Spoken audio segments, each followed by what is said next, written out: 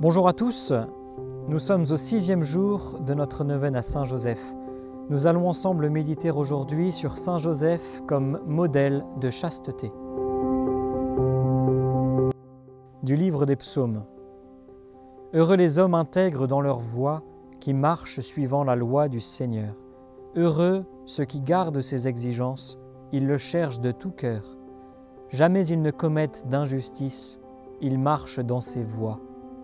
Toi, tu promulgues des préceptes à observer entièrement. Puissent mes voies s'affermir à observer tes commandements. Ainsi, je ne serai pas humilié quand je contemple tes volontés. D'un cœur droit, je pourrai te rendre grâce, instruit de tes justes décisions. Tes commandements, je les observe, ne m'abandonne pas entièrement.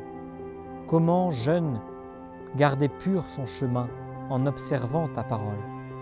De tout mon cœur, je te cherche, garde-moi de fuir tes volontés. Dans mon cœur, je conserve tes promesses pour ne pas faillir envers toi. Toi, Seigneur, tu es béni, apprends-moi tes commandements. La forte personnalité humaine de Joseph se détache des récits évangéliques. Il n'apparaît jamais comme un homme timide ou craintif devant la vie.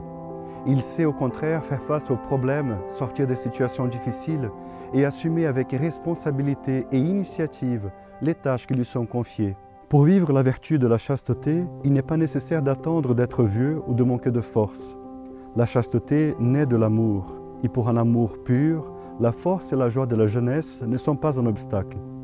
Saint Joseph était jeune, de cœur et de corps, quand il épousa Marie, quand il connut le mystère de sa maternité divine et vécut près d'elle en respectant l'intégrité que Dieu voulait léguer au monde comme un signe de plus de sa venue parmi les créatures.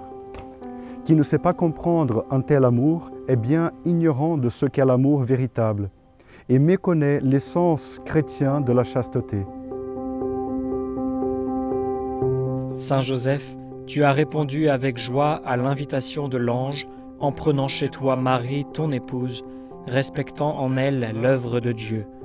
Ton amour pour elle n'a manqué ni d'attention ni de délicatesse.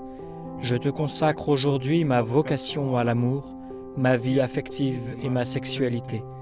Je sais que la pureté des yeux et du cœur est à la fois un combat et un don de Dieu, une grâce.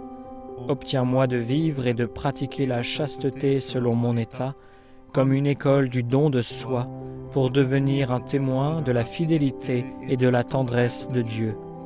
Je te confie particulièrement les fiancés qui se préparent au mariage et tous les jeunes dans leur apprentissage du bel amour dont Marie est la mère.